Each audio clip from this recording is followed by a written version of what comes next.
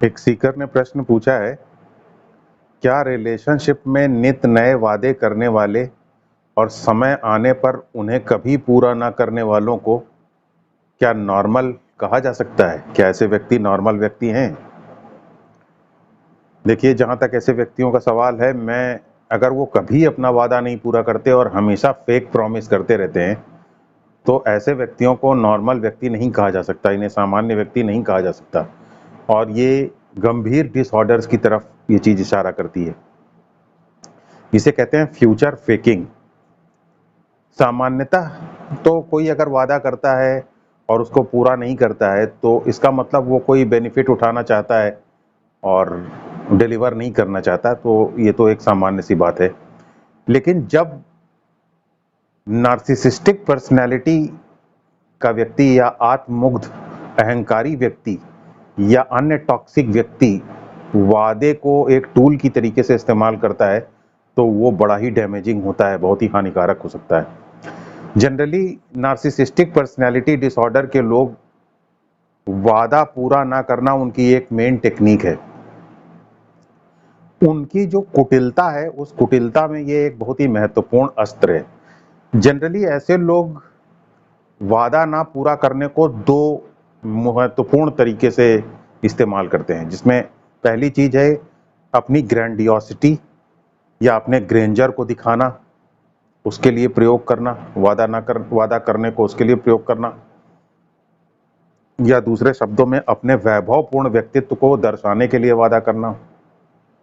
और दूसरी चीज है वादा पूरा ना करके एक तरीके की नार्सिसिस्टिक आपूर्ति का इंतजाम करना या नार्सिसिस्टिक सप्लाई को इंश्योर करना, दूसरे को टॉर्चर करना, दूसरे के सपनों को तोड़ देना। ऐसे लोग दूसरे के सपनों को तोड़ देने को एंजॉय करते हैं बहुत। तो ये दो मूल चीजें हैं। पहला तो अपनी पर्सनैलिटी को दिखाना, उसको और ज्यादा ग्लेरिंग और ज्यादा महत्वपूर्ण और ज्यादा वैभवपूर्ण दिखाना, और दूसरा दूसरे लोग व्यक्तियों को, अपने पार्टनर को टॉर्चर करना, अपने पार्टनर को डिमीन करना, उसको नीचा दिखाना और नार्सिसिस्टिक सप्लाई को जारी रखना। इस प्रकार के टॉर्चर से, इस प्रकार के अत्याचार से अपने आप को, अपनी प्रसन्नता का इंतजाम करना, दूसरे लोगों को कंट्रोल करने का इंतजाम करना। तो ये दो महत्वपूर्ण तरीके हैं जिसका वादे का इस्तेमाल नार्सिसिस्टिक पर्सनैलिटी डिसऑर्डर के लोग करते हैं। जनरली जब इस तरीके के लोग किसी रिलेशनशिप में आते हैं, तो ये हमेशा वादा करते हैं, अपने आप को प्रॉमिसिंग दिखाने के लिए वादा करते हैं। ये देखिए, प्रॉमिसिंग होना वैसे तो बड़ा अट्रैक्टिव लगता है, लेकिन लाइफ में ऐसा कुछ प्रॉमिसिंग ज्यादा होता नहीं है। जब कोई व्यक्ति अपने आप को बड़ा डिस्टिंक्टिव, बड़ा अलग तरीके का, बड़ा प्रॉमिसिंग, बड़ा वैभवपूर्ण दिखाए, तो उसको निश्चित रूप से झूठ का सहारा लेना पड़ेगा, मैनिपुलेशन का सहारा लेना पड़ेगा, कुटिलता का सहारा लेना पड़ेगा, क्योंकि आप प्रॉमिसिंग दिख ही नहीं सकते हैं बिना झूठ बोले हुए, बिना मैनिपुलेट किए हुए। तो इस तरीके के लोग अपने आप को हमेशा वैभवपूर्ण दिखाने के लिए, अलग दिखाने के लिए, अपने आप को प्रॉमिसिंग दिखाने के लिए झूठे इंसिडेंट्स को कोट करते हैं, झूठे वादे करते हैं। और दूसरा व्यक्ति जिससे इस प्रकार के वादे किए जाते हैं, जिसके सामने आप प्रॉमिसिंग सेल्फ बन करके अपने आप को प्रस्तुत करते हैं, वैभवपूर्ण व्यक्तित्व अपना दिखाते हैं जिसके सामने, वो व्यक्ति आपकी वजह से एक दबाव में आ जाता है। और जब वो दबाव में आ जाता है, तो पहली बात तो आप इस दबाव के माध्यम से रिलेशनशिप में अपनी पोजीशन को ऐसे व्यक्ति सुदृढ़ करते हैं, और दूसरा उस व्यक्ति के दबाव को भी एंजॉय करते हैं। यहाँ पे ये जान लेना जरूरी है कि अगर संबंध नॉर्मल है, यानी व्यक्ति जो एक पार्टनर उसमें अपने आप को प्रॉमिसिंग सेल्फ दिखाने की कोशिश नहीं कर रहा है, बड़ा वैभवपूर्ण अपने व्यक्तित्व को दिखाने की कोशिश नहीं कर रहा है, और नॉर्मल सामान्य तरीके से रह रहा है, सच्चाई से अपनी बात को रख रहा है, सच्चाई के साथ रह रहा है, और दूसरे की भी बात सुन रहा है, अपनी बात भी रख रहा है, दूसरे की भी बात काट रहा है, अपनी बात रख रहा है, दूसरे की भी बात मान रहा है, तो ऐसा व्यक्ति सामान्य व्यक्ति होता है। और सामान्य व्यक्ति कभी किसी के ऊपर कोई दबाव नहीं डालता, वो तो दूसरे को वैसा ही स्वीकार कर पाता है जैसा वो है, क्योंकि वो खुद को ही वैसा स्वीकार कर पा रहा है जैसा कि वो है। वो अपने ट्रू सेल्फ को दूसरे के सामने रखता है। तो ऐसे व्यक्तियों के साथ रहने में किसी प्रकार का कोई दबाव नहीं रहता। और जिसके साथ रहने में किसी प्रकार का कोई दबाव ना पड़े, व्यक्तित्व तो उसी का आकर्षक होता है। वास्तविक सेंस में अगर आप देखें तो उसी को हम प्रॉमिसिंग व्यक्ति कहेंगे। तो जो अपने आप को अलग तरीके से डिस्टिंक्टिव दिखाए, वैभवपूर्ण दिखाए, इसका मतलब वो फ्यूचर फेकिंग का सहारा ले रहा है, झूठे वादों का सहारा ले रहा है, और उस तरीके के व्यक्ति नार्सिसिस्टिक होते हैं, क्योंकि रिलेशनशिप में ये एक ट्रेमेंडस प्रेशर क्रिएट करते हैं, बहुत भारी दबाव पैदा करते हैं और पूरी रिलेशनशिप को ही आर्टिफिशियल बना देते हैं। फिर कभी कभी ऐसा होता है कि ऐसे लोग, नार्सिसिस्टिक टाइप के लोग जो होते हैं, ये रिलेशनशिप में फ्यूचर में कुछ प्रॉमिसेस करते हैं, भविष्य के लिए वादे करते हैं, भविष्य में एक सॉलिडेरिटी का वादा करते हैं, भविष्य में दूसरे को शांति देने का वादा करते हैं, प्रेम देने का वादा करते हैं, और उसके बदले प्रेजेंट में यानी वर्तमान में फायदा उठाते हैं। जैसे वो आपसे कहेंगे कि भाई ऐसा है कि आपके साथ हम रहेंगे, आपके साथ इस तरीके से आगे दोस्ती चलेगी, इस तरीके से आपके साथ जीवन चलेगा, इस तरीके से हम और आप शांति के साथ रहेंगे, आनंद के साथ रहेंगे। और ये फ्यूचर में आपके साथ प्रॉमिस कर रहे हैं और 50,000 रुपए क्रेडिट करने के बारे में अपने अकाउंट में कह रहे हैं। तो वर्तमान में 50,000 रुपए क्रेडिट करा लेते हैं और फ्यूचर में फ्यूचर के लिए प्रॉमिस कर लेते हैं। और जब फ्यूचर वर्तमान बन करके सामने आता है तो इस तरीके के लोग वैसे ही अपना कुटिल चेहरा दिखाते हैं जैसे कि पहले थे, और ये बात भूल जाते हैं कि इन्होंने किस तरीके से वर्तमान में दूसरे के साथ फेवर्स लिए थे। तो ये एक दूसरा तरीका है इनके साथ, इनको अपने आप को अभिव्यक्त करने का, कि ये भविष्य में वादा करते हैं और वर्तमान में उसका फायदा लेते हैं। फिर ऐसा देखा गया है कि इस तरीके के लोग दूसरे के साथ पहले वादा भी बड़े सटल तरीके से करते हैं, सूक्ष्म तरीके से, जल्दी जल्दी इसको पता नहीं लगाया जा सकता। जैसे पहले ये कंप्लेंट करना शुरू करते हैं कि भाई आप तो ध्यान नहीं देते हैं, आपको कुछ रिलेशनशिप की परवाह है कि नहीं। और जब आप चिंतित हो जाते हैं, आपको ये लगता है, आप खुद गिल्टी फील करने लग जाते हैं कि आप लगता है रिलेशनशिप में ध्यान नहीं दे रहे हैं, आपको ध्यान देना चाहिए। तो पहले आप शिकायत करते हैं कि आपको ध्यान देना चाहिए, आप रिलेशनशिप में अटेंशन नहीं देते हैं। और जब आप ध्यान देते हैं तब फिर ये आपके साथ बैठ करके एक सपना बुनते हैं कि ऐसे हम लोग जमीन लेंगे, ऐसे मकान बनाएंगे, ऐसे कुत्ता पालेंगे, ऐसे ये एक सपना आपकी फ्रीक्वेंसी से मैच करता हुआ, जैसा आप चाहते हैं, जो आपके टेस्ट हैं, इंक्लिनेशंस हैं, उसके हिसाब से एक सपना बुनते हैं। और आप उस सपने को पूरा करने के लिए, उनके ऊपर भरोसा पूरा करने के लिए दिन रात मेहनत करते हैं, दिन रात पैसे खर्च करते हैं। और बाद में जब मकान बनाने की, जमीन खरीदने की बात आती है तो ये नदारद हो जाते हैं, पापा ये कह रहे हैं, मम्मी ये कह रही, और ये कह करके ये जो है निकल जाते हैं। तो पहले ये कंप्लेंट करते हैं और आपका अटेंशन रिलेशनशिप की तरफ ले आने की कोशिश करते हैं, फिर आपके साथ सपने बुनते हैं, फिर आपके साथ वादे पूरा करते हैं, और जब वादा पूरा करने की बात आती है तो उस वक्त ये नदारद हो जाते हैं। तो इस तरीके से ये बहुत ही सूक्ष्म तरीके से दूसरे को ठगने का काम करते हैं और फ्यूचर फेकिंग का काम करते हैं, जिससे कि लोगों के सपने तार तार हो जाएं। फिर इस तरीके से रिलेशनशिप में इस तरीके से सूक्ष्म वादे करके और उसको बाद पूरा ना करके दूसरे को टॉर्चर करते हुए, दूसरे को हमेशा टेंटर हुक्स पे रखते हुए,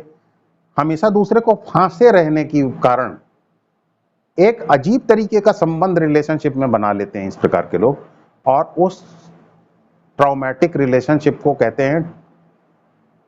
ट्रॉमा बॉन्ड। एक ट्रॉमा बॉन्ड क्रिएट कर देते हैं, यानी अगर उसे हम हिंदी में कहें तो उसे कहेंगे एक आघात बंधन पैदा कर देते हैं, एक आघात संबंध पैदा कर देते हैं। तो यानी कि दूसरा व्यक्ति फिर क्या उम्मीद करने लग जाता है इनके साथ कि आज इस बार वादा नहीं पूरा कर सके तो चलिए अगली बार वादा पूरा करेंगे, इस बार नहीं कर सके तो अगली बार। इसे कहते हैं ट्रॉमा बॉन्ड। ये बहुत ही खतरनाक है। जैसे वो सलमा आगा वाला वो गाना नहीं है, दिल की अरमा, उसमें वो गाती है कि शायद उनका आखिरी हो ये सितम, हर सितम हम सोच कर ये सह गए। तो ये क्या है, ट्रॉमा बॉन्ड को दर्शाता है। यानी वो लड़की हमेशा इंतजार कर रही है कि शायद अब सितम बंद हो जाएगा, अब सितम बंद हो जाएगा, यही सोच करके सारे सितम सह गई। यानी ये ट्रॉमा बॉन्ड का एग्जाम्पल है। तो उसी तरीके के ये लोग एक ट्रॉमा बॉन्ड क्रिएट करते हैं। दूसरा व्यक्ति समझ जाता है, सोचता है कि आज ये वादा पूरा नहीं कर सके, कोई प्रॉब्लम होगी तो शायद अगला वादा पूरा कर दे, वो वादा पूरा नहीं कर सके, कोई मजबूरी होगी तो शायद अगला वादा पूरा कर दे। और इस तरीके से वो कभी भी वादा पूरा नहीं करते हैं और दूसरा व्यक्ति लगातार उनके वादा ना पूरा करने को सहता जाता है और ये फ्यूचर फेकिंग करते जाते हैं, फ्यूचर फेकिंग करते जाते हैं। हद तो इसमें तब हो जाती है जब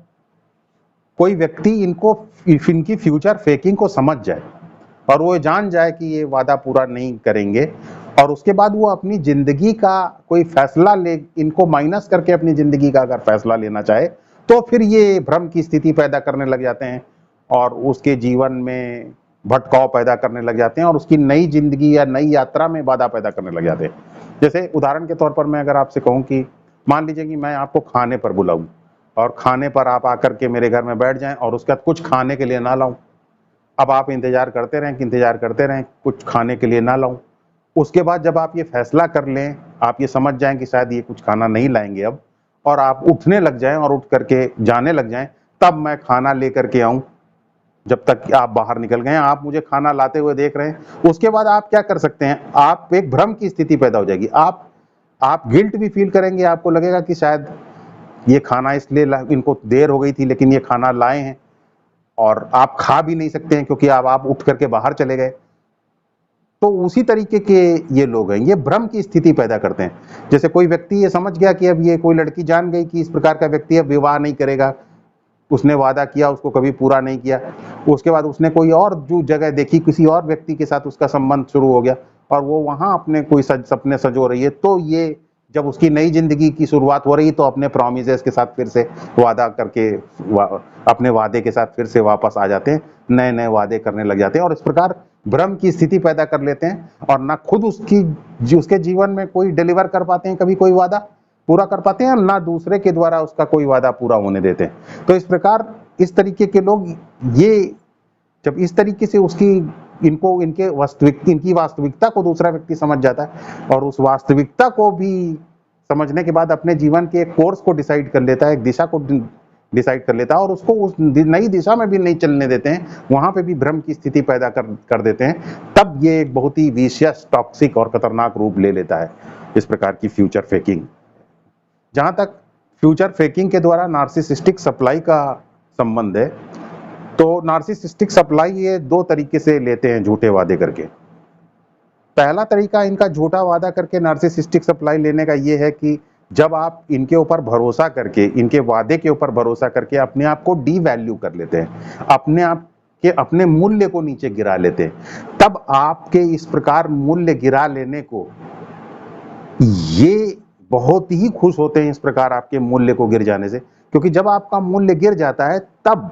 ये आपकी तुलना में, आपके गिरे हुए मूल्य की तुलना में अपने आप को बहुत ही इंटेलिजेंट समझते हैं, अपने आप को बहुत ही क्लेवर समझते हैं, अपने आप को बहुत ही पॉलिश्ड समझते हैं। तो जितना आप इनके सच के ऊपर भरोसा करके अपने आप को डी वैल्यू करते रहेंगे, उतना ही ये आपको बेवकूफ समझेंगे, आपको और ज्यादा डी वैल्यू करते जाएंगे, और जितना आपको ये डी वैल्यू करके देखेंगे उतना ही अपने आप को ये श्रेष्ठ समझेंगे, अपने आप को पॉलिश्ड समझेंगे, अपने आप को इंटेलिजेंट समझेंगे, अपने आप को क्लेवर समझेंगे। फिर जब आप, दूसरा तरीका इनका ये है कि जब ये देखते हैं कि आप इनके सच के ऊपर भरोसा कर रहे हैं,